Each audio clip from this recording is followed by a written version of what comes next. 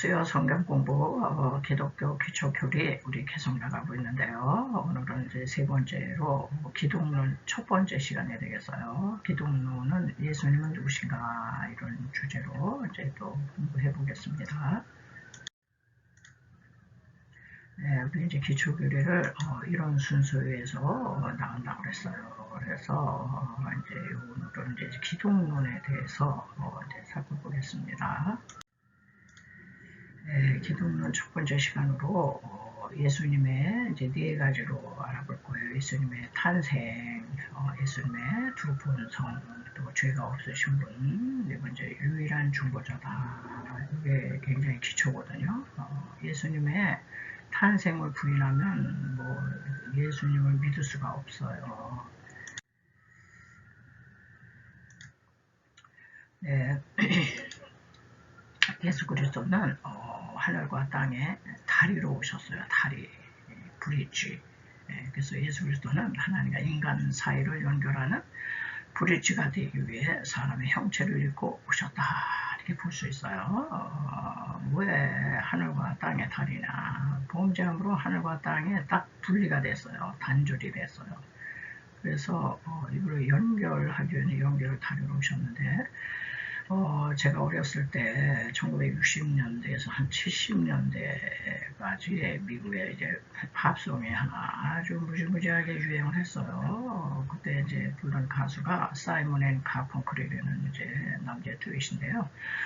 이 사람들이 이제 이 브리지 오브 트러블드 워터 험한 세상에 다리가 되어 이제 이런 이제 팝송인데요. 거기 이제 복음성가 수준이죠. 그래서 이제 그 해석된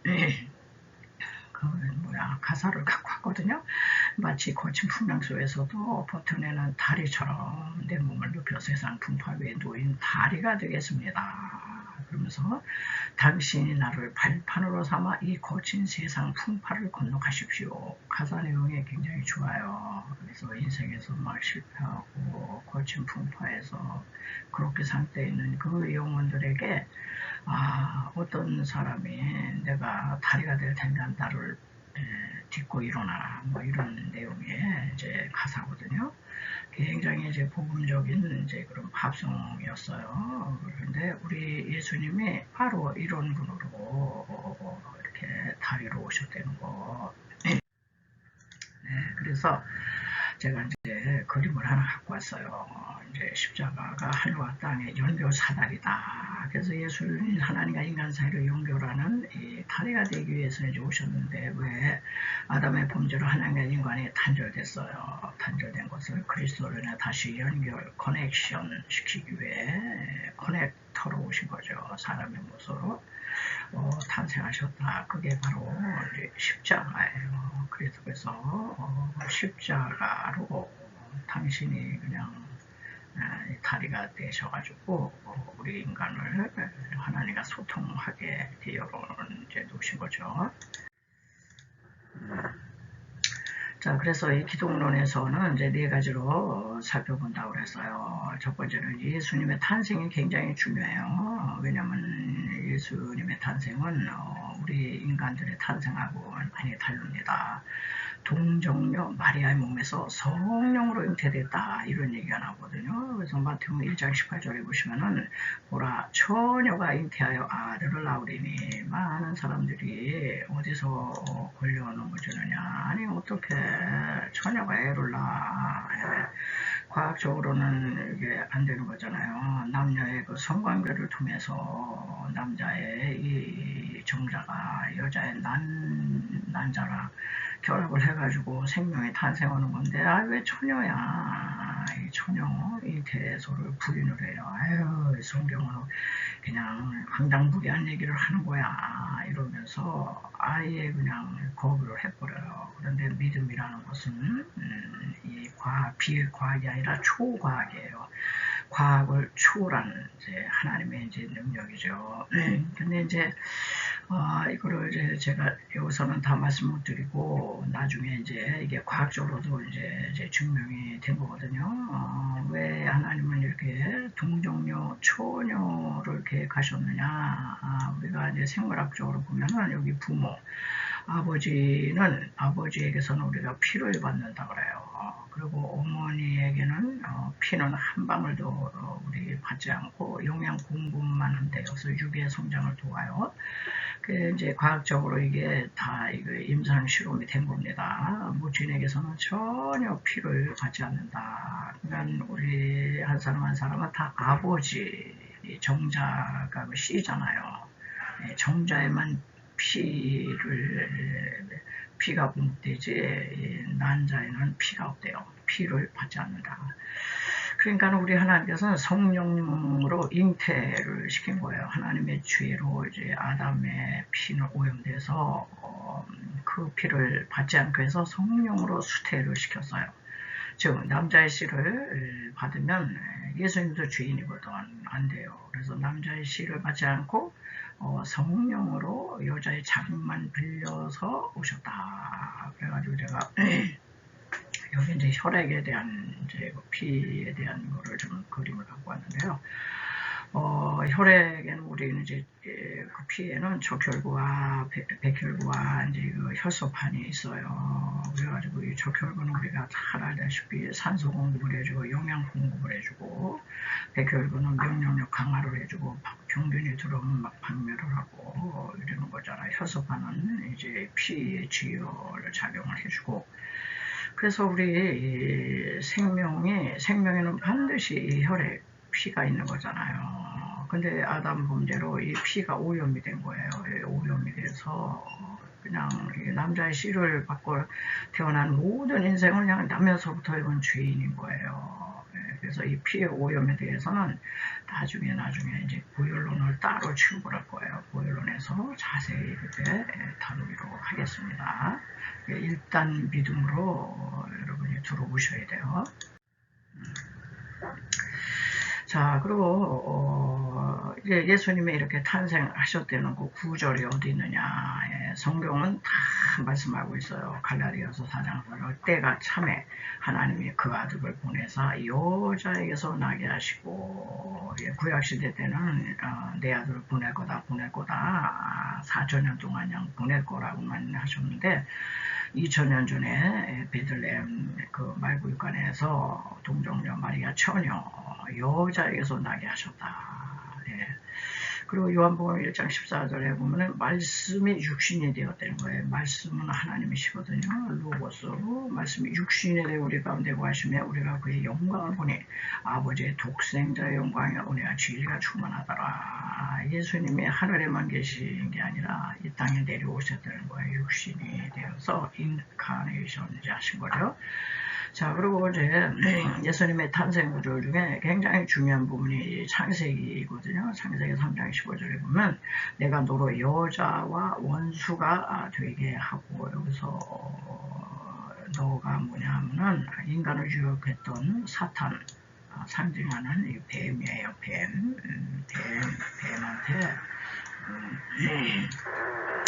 내가 너를 여자의 원수가 되게 하고 너의 후손도 여자의 후손과 원수가 되게 하리니 여자의 후손이 누구예요? 마리아에게서 나온 예수님을 얘기하는 거거든요. 예수님은 남자의 후손이 아니에요. 남자의 씨를 받지 않았어요.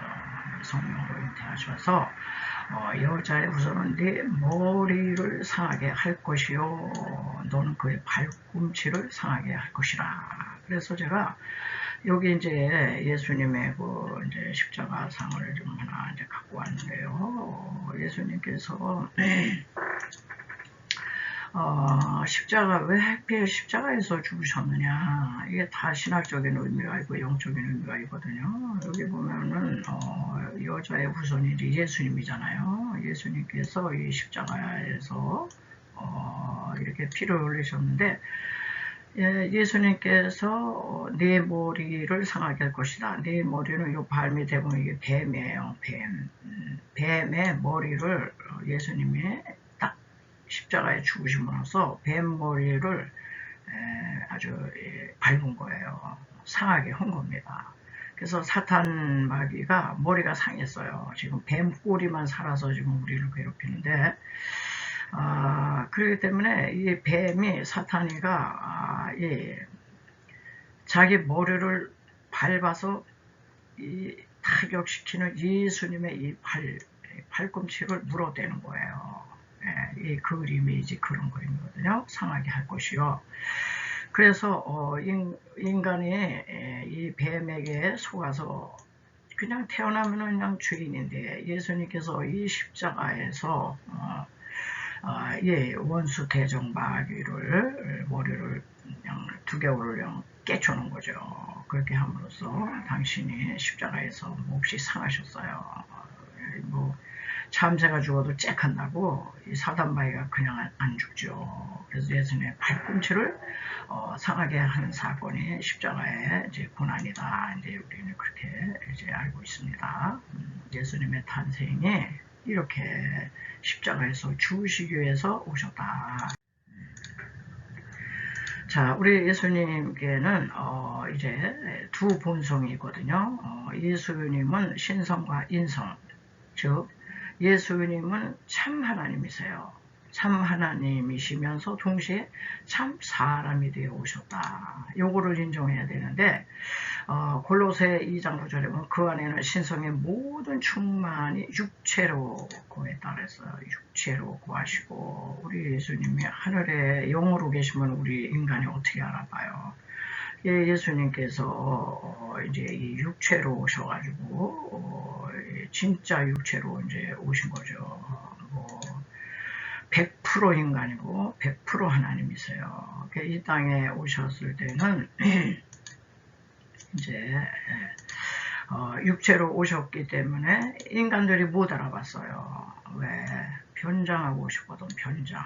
아주 하나님처럼 막 그냥 이렇게 강력한 모습으로 오신 게 아니라 아주 100% 인간으로 오셔서 인성을 입고 오신 예수님이 이 땅에 과시였을 때는 안 먹으면 배고프시고 안 자면 졸리고 채증 맞으면 이렇게 피를 흘리고 못 박히면 여기서 피가 나오고 채증 맞아서 피를 흘리시고 이렇게 그래서 100% 인간이며 그런데 인간뿐이 아니라 그 겉은 인간이지만 그 안은 100% 하나님 신성이시죠. 100% 하나님이다. 그래서 예수님의 두 본성을 알아봐야 되는데 많은 이단들과 이 사탄의 종교는 사탄은 예수님은 4대 성인 중에 한 분이셔. 사람 이상은 아니야. 그래서 자꾸 이 신성을 부인해요. 근데 이제 믿는 사람들은 이 신성이 100% 하나님이시고 100% 하나님이야. 이걸 우리는 인정하는 거죠. 이 관련 구절이 빌립보서 2장 5절을 보시면은 너희는 이 마음을 품으라. 곧 그리스도 예수의 마음이니 그는 근본 하나님의 본체되는 거예요. 이 땅에는 인간의 모습으로 오셨지만 이 껍데기 60만 인간의 육신이지 속은 하나님이시 하나님의 본체시나 하나님과 동등됨을 여기지 아니하시고 오히려 자기를 비워 종의 형체를 가져 사람들과 같이 되셨고 하나님이신데 인간이 되셨다는 건 완전 종으로 오신 거예요. 종의 형체. 천지전능하신 그분이 여러 가지 한계와 제한을 받는 인간으로 오셨다는 건 이건 뭐 신비에 속한 거죠. 그래서 사람의 모양으로 나타나셨음에 자기를 낮추시고 죽기까지 십자가에 복종하셨잖아요. 십자가에 예수님이 십자가에 죽지 않으셨다면 구원자가 아닙니다. 훌륭한 선생은 될 수 있죠.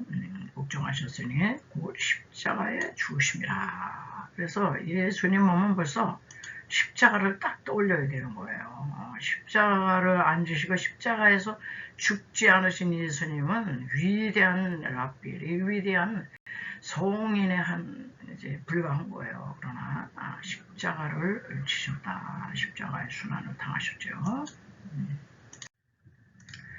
자, 이제 그 다음에 이제 예수님은 특징이 죄가 없으신 분이에요.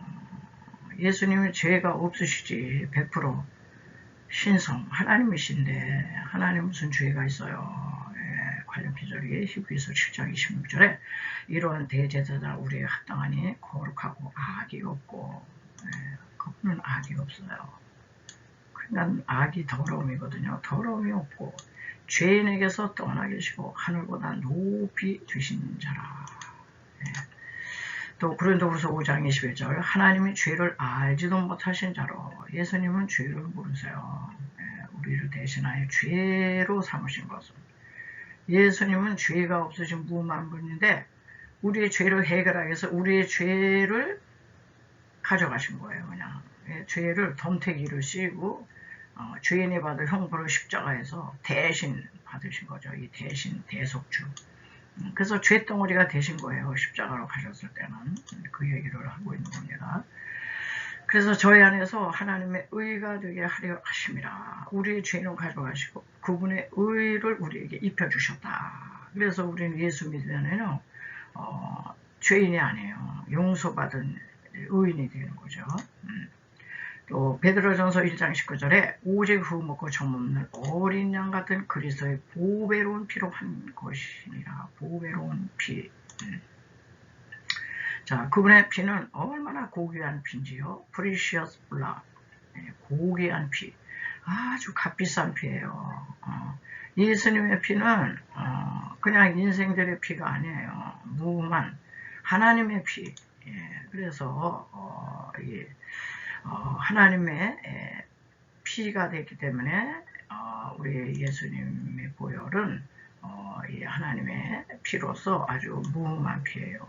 죄가 전혀 없는. 우리 인생들은 아주 피 안에 그냥 죄의 DNA가 그냥 쪄들어 있죠. 그분의 피는 영생의 피로. 그러기에 예수님의 피로만 우리의 죄를 해결할 수 있다. 씻을 수 있다. 왜? 죄가 뭔데요? 선악과를 따먹었잖아. 하나님으로부터 하나님의 통치 지배 안 받아요. 내 인생 내가 계획하고 설계하고 추진하고 내가 책임져. 요게 죄거든. 하나님을 거부한 죄. 그럴 때 그때 피가 오염된 거예요. 피에 죄가 딱. 그래서 이 오염된 피를 해결할 수 있는 것은 오직 예수님의 보혈, precious blood, 그분의 보배로운 피로만 해결될 수 있다. 그래서 구원은 오직 예수님뿐이라고 하는 게 여기서 나오는 겁니다. 석가모니, 소크라테스, 공자, 맹자, 그 사람들도 얼마나 그냥 착하신 분인데 미안하지만 그 사람들은 하나님이 아니에요. 훌륭한 인간이지. 그분들의 피는 다 이 죄로 오염된 죄의 피예요. 죄의 피. 오직 예수 그리스도만이 아주 무음한 보배로운 피다. 하나님의 피다. 이렇게 말씀을 드릴 수가 있겠습니다. 자, 마지막으로 또 예수님은 어떤 분이냐? 유일한 중보자예요. 그래서 디모데전서 2장 5절에 하나님은 한 분이시요. 하나님과 사람 사이의 중보자도 한 분이시니 곧 사람이신 그리스도라. 하나님 한 분이세요. 이제 그 신론에서 우리 배웠잖아요. 하나님은 동일본체 한 분이시지만 위격은 3위가 있다고 그랬잖아요. 본래는 한 분이시고 하나님과 사람 사이에 단절된 그 사이에 예수님이 중보자로 나선 거예요. 다리, 브리지, 연결 다리로, 커넥터로 오셨어요. 한 분이시니 곧 사람이시면서 그리스도 예수라. 그래서 예수 믿어야 된다는 게 여기서 나오는 겁니다. 자, 그런데 로마 가톨릭은 달라요. 거기는 중보자가 많이 있어요. 여러 명이야. 성모 마리아. 마리아가 뭐 보면 우상입니다. 마리아. 또 여러 성인들, 그리고 이 가톨릭의 수장, 교황, 이 중보자로 이 사람들이 다 중보자라고 여겨요. 그래서 성모 마리아님께 바치는 묵주 50일 기도 이게 있어요. 묵주 50일 기도 책자가 있어. 그래가지고 50일 동안 성모 마리아님께 바치는 기도 그 문을 그냥 읽는 게 그렇게 기도라고 그래요. 그리고 성인들의 이름을 불러가면서 성인들에게도 기도를 바치고 마리아님께도 기도를 바치고 예수님께도 기도하고 중보자가 여기는 많아요. 그런데 그렇지 않습니다. 개신교의 교리는 온리 주셨어요. 오직이야 오직 온리. 예수님은 한 분만 중보자다. 왜? 디모데 전서 2장 5절에서 그랬잖아요. 하나님과 사람 사이의 중보자도 한 분이라 그랬잖아요. 한 분. 근데 이런 거를, 이런 말씀을 떠나서 이렇게 중보자를 많이 이제 만들어 놓고 그들에게 이렇게 기도를 하고 이제 그러면 안 되죠. 그래서 성도들은요, 누구를 통해서 기도하는 게 아니에요. 개인적으로 우리 하나님께 직접 기도할 수 있어요.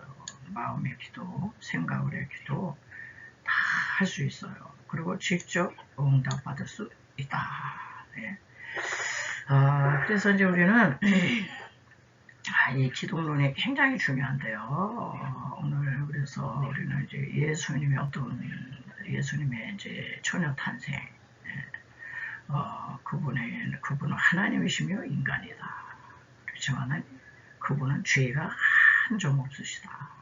그리고 그분은 유일한 중보자고, 그분만이 커넥터고, 그분만이 커넥션이고 브리지가 되시고 중보자가 되신다. 이런 내용을 여러분 믿음으로 나가셔야 믿고 나가면은 이제 하나님이 이제 믿음의 은혜를 주세요. 아유 그런 게 어딨어. 이러면은 이 사람은 뭐 그냥 지옥 직행입니다. 지옥 갈 운명이야. 그래서 여러분 기초교리를 잘 공부해 놓으시고 결론을 내리셔야지. 공부도 안 해놓고 무조건 안 믿는다 그러면 안 돼요. 다 몰라서 그러는 거기 때문에. 자, 그래서 이제 기초교리를 하나하나 이제 이렇게 우리는 이제 공부하고 있습니다. 이게 공부하면 믿음이 생겨요. 성령님이 역사하십니다. 오늘은 이제 기독론 첫 번째 시간으로 여기까지 하고요. 또 다음 주에 또 찾아뵙겠습니다.